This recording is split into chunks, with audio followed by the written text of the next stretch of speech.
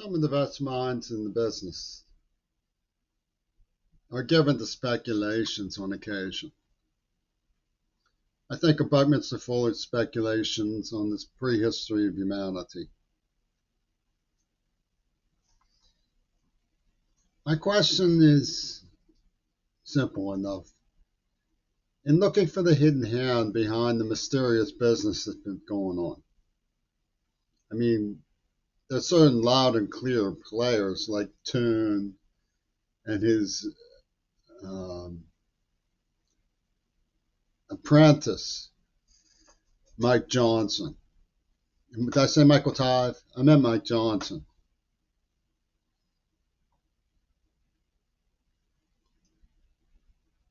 Toon being Trump.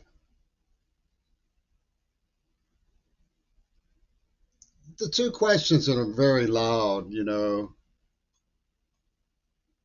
was it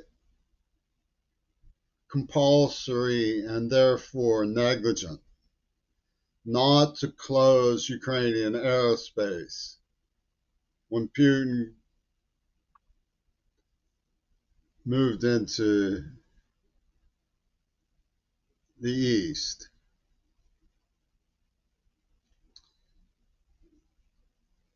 Over which stands, or under which stands now, shouldn't the Arab nations have immediately come to the rescue of Gaza? And we see these attempting to divine the addled mind of Pope Karl, who is notoriously shifty.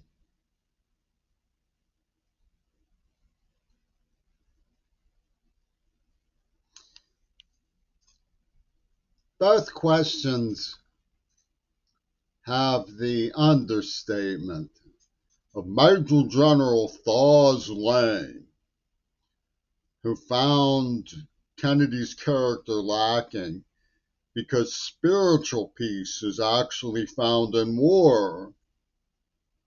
And Kennedy wanted to protect the nobodies on the basis of human rights, civil rights, and so on. So we're dealing with people who have scorn for the nobodies. That's the first important thing to remember. So it's illogical to believe that closing the airspace over Ukraine in violation of our treaties and laws was protecting the nobodies. Let's go into the case for that. The nobodies primarily in Ukraine were the Russian loyalists in Donbass who were being executed by Nazis. Nobody really disputes that was going on, not even CNN or CBS or Fox. That was going on. Would closing the airspace have been coming to their benefit? Would have been coming to the benefit of the children who were murdered in Mariupol by Putin's bloodthirsty crowd? Would there have been a better way? Couldn't we have cooperated all along? Isn't Robert Kennedy Jr. right that Putin tried to make peace with us? He's certainly right.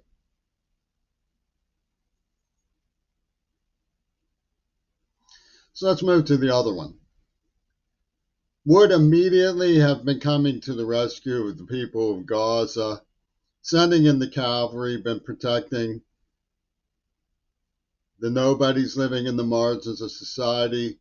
Yes, definitely, but with one caveat. They aren't nobodies, they're people. They're beautiful, privileged, special, gorgeous, wonderful, important individuals. Men, women, and children. Elderly, talented, committed, brave, utterly bewildered, an utterly bewildering situation.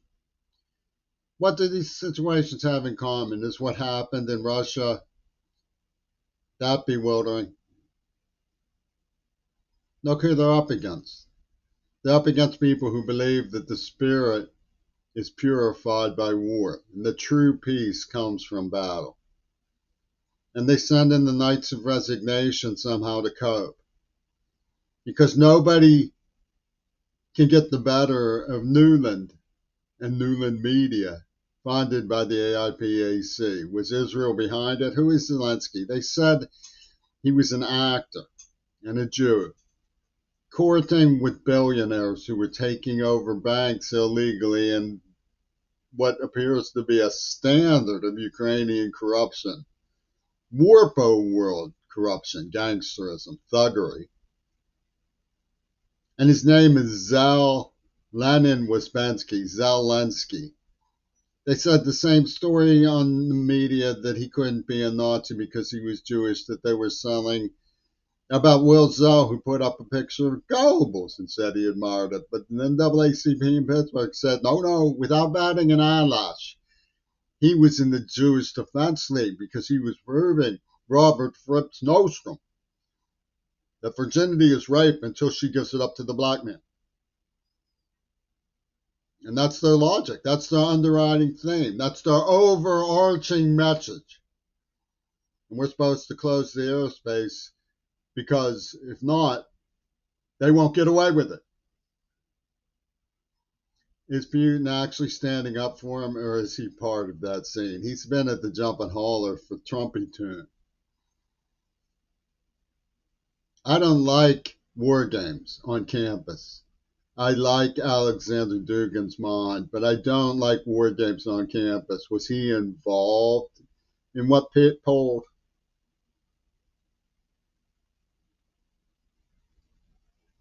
Would we be taking on him by protecting Zelensky? It looks like Dugin and Zelensky are on the same page sometimes when they talk about Putin and Tune.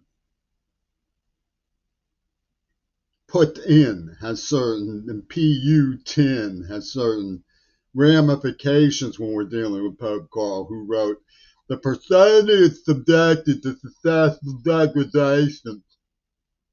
The persona is subjected, meaning neurobediently controlled and brainwashed into and caressed by. Wooing, the whole thing they pulled with Leslie Katz was caress. Oh, shy off. Oh, look at the wuss. Look at the wuss. You blew it, man. And Kirshner even had a concept called last licks.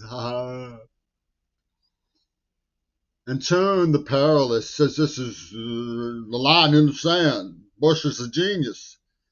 And Robert Flip comes jump down the whole PP. It's Mysteriansville, man. Jeffin has proved the higher thinking. And then they converted into saleability through Seattle Art Museum for the Seattle Brilliants with their spinner beanies who say, Cornell West will get even with you, man. Cornell West will get even with you if you keep talking that way. What happened to common decency? A campus one-night fling.